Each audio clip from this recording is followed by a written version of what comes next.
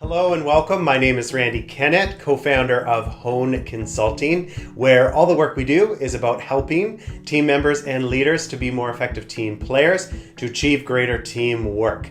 And one way we do that is through our acclaimed training, Team Player Fundamentals, which is offered as an online course, it's offered in person as a workshop, and it's offered through one-on-one coaching.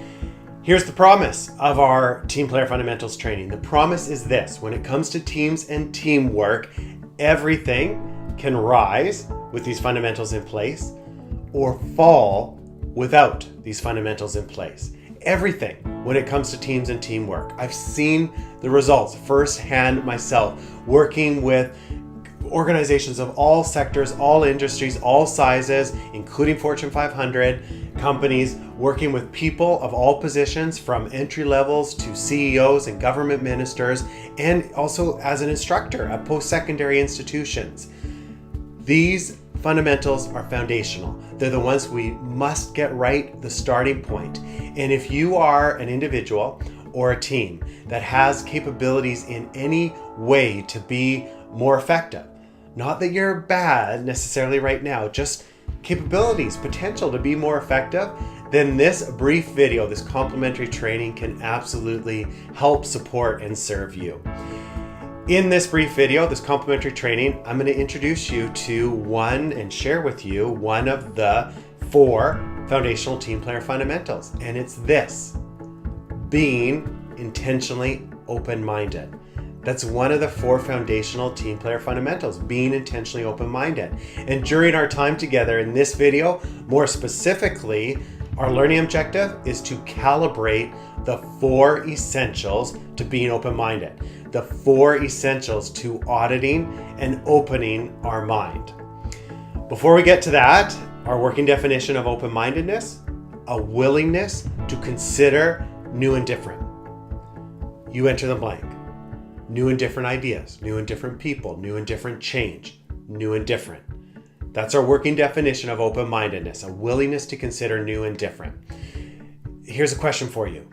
Why do you think, as human beings, we might need an intentional approach to being open-minded?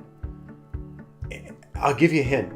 It's rooted back to the dawning of humankind, to our earliest ancestral days, and what we've all heard about, the saber-toothed tigers.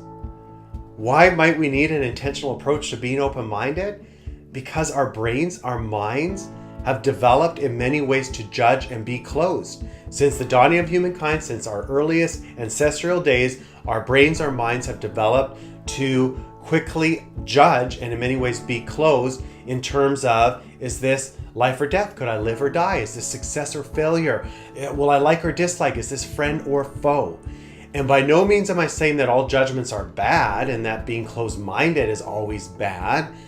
The concern is when we're judging, particularly prematurely, pre-judgment, the concern is when we're judging and being closed and don't have a willingness to consider new and different. That's the concern, because imagine the damage on a team, on an organization, on the world, if we're always judging and closed to new and different, whatever that new and different might be. Let's get into the 4 essentials on how to audit and open our mind, the 4 essentials to being open-minded. Essential number 1, objectivity. And part of objectivity, there's a few points. One point is to consider where we got our point of view. Another point is to separate facts from beliefs. This is so critical to being intentionally open-minded. What I love about the 4 essentials is it gives us time to think about why we think the way we think. We don't do that enough. And why it's even more important to think about why we think the way we think is because our brains, our minds are full of stories. And like the world, our brains and minds have stories that are nonfiction and fiction. But when it comes to our thinking, if our minds at a subconscious level just associate all of our stories as part of our thinking and doesn't differentiate without conscious attention and intentional approach, our minds, our brains, our thinking doesn't differentiate the nonfiction stories from the fiction stories without a conscious intentional approach. So back to objectivity, This is where we need to separate facts from beliefs, the fiction from the nonfiction. Facts can be defined as verifiable truths. Beliefs can be defined as trust or confidence in someone or something. There's a big difference between fact and belief. Essential number 2 is to probe. And probe, there's 2 points to probe. Part of probe is to challenge your own point of view, your own stories, what stories that you have in your brain, in your mind, that are part of your thinking. And part of probe is also to empathize, which is where we take some time to get out of the pages of our own stories and get into the pages of someone else's life stories, to try to read their pages firsthand. If we're going to use that analogy further, and I am, as far as our life stories. Essential number 3 is expand. And expand is all about where we not only get out of our own stories, not only get into the pages of someone else's stories, but we check out other books. We get a more informed point of view. And make no mistake about it, there's a difference between a point of view and an informed point of view. This is where we get curious. We get out in the world. We get new experiences. We ask questions. Expand, essential number 3. The 4th essential is to notice. And that's where we put it all together based on essential 1, objectivity, essential 2, expand, essential 2, probe, essential 3, expand. We put it all together, and essential number 4 is to notice what new understanding do we have. It doesn't mean we've changed our point of view. It doesn't mean we've changed our mind. It means what new understanding do we have? And make no mistake about it, the truest test of open-mindedness is new understanding. That will always, most often, always be the outcome of being open-minded. We'll have some new understanding.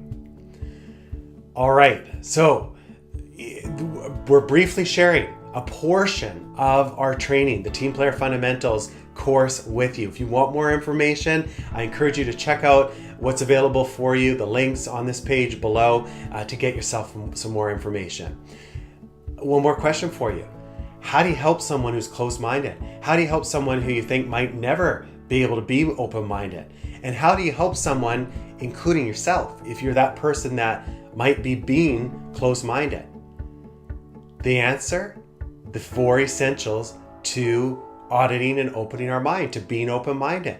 We help through essential number 1, objectivity, essential number 2, probe, essential number 3, expand, and essential number 4, notice.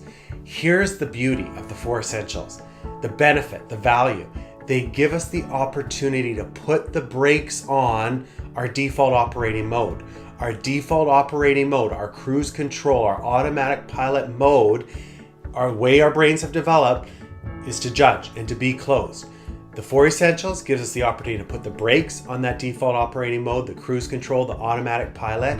It gives us the opportunity to consider new and different.